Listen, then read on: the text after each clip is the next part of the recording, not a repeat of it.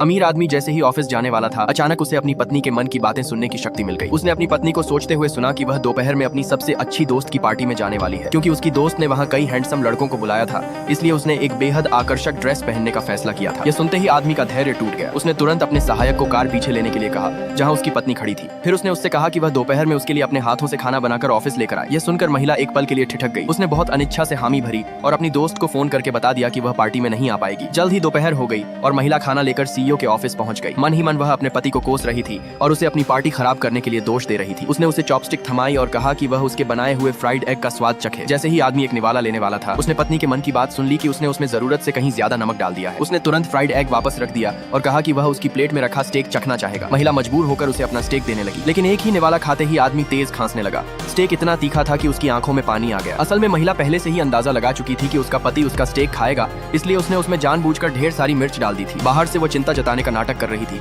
लेकिन अंदर ही अंदर बहुत खुश थी। इसके बाद आदमी ने उसकी बनाई कोई भी चीज खाने की हिम्मत नहीं की और कह दिया कि अब उसे उसके लिए खाना बनाने की जरूरत नहीं है। अपनी शरारतों का मौका खोना नहीं चाहती थी, इसलिए महिला ने जल्दी से कहा कि पति के लिए खाना बनाना उसकी जिम्मेदारी है। लेकिन आदमी ने साफ कह दिया कि उसका खाना बहुत खराब बनता है। फिर उसने समझाया कि कंपनी इन दिनों बहुत व्यस्त है और उसे अक्सर देर रात तक काम करना पड़ता है, इसलिए वह चाहता है कि वे अलग अलग कमरों में सोएं ताकि उसकी पत्नी की नींद खराब न हो। ये सुनते ही महिला ने तुरंत मना कर दिया, क्योंकि वह अकेले नहीं सोना चाहती थी। असल में उनकी शादी सिर्फ एक बिजनेस मैरिज थी। शादी को 1 साल हो चुका था, लेकिन उसके पति ने हमेशा उससे दूरी बनाए रखी थी। महिला केवल तभी उसके करीब जाने की हिम्मत करती थी जब वह सो जाता था। वह चुपके से उसके मजबूत शरीर को देखकर अपने मन को तसल्ली देती थी। उसके मन की यह बात सुनकर आदमी अलग कमरे में सोने के अपने फैसले पर और भी अडिग हो गया। पति का मन बदलने के लिए महिला ने उसकी माँ को सारी बात बता दी। जैसा उसने सोचा था, उसकी माँ तुरंत नाराज हो गई और बेटे को आदेश दिया कि वह अपनी पत्नी से अलग कमरे में नहीं सोएगा। उन्होंने कहा कि उनकी सभी सहेलियों के नाती पोते हैं, लेकिन उन्हें अभी तक दादा दादी बनने का सुख नहीं मिला। आदमी ने जवाब दिया कि कंपनी इस समय विकास के बेहद महत्वपूर्ण दौर से गुजर रही है और वह अगले 3 साल तक बच्चे नहीं चाहता। यह सुनकर उसकी माँ और भी गुस्सा हो गई। उन्होंने कहा कि उसके पिता भी हमेशा पैसे कमाने में लगे रहते थे और परिवार की उपेक्षा करते थे। यहाँ तक कि उन्हें शक होने लगा कि कहीं उसके बेटे की कोई दूसरी महिला तो नहीं है, जिसकी वजह से वह अपनी पत्नी के साथ इतना ठंडा व्यवहार करता है। अपनी माँ को और ज्यादा गलतफहमी में पड़ने से रोकने के लिए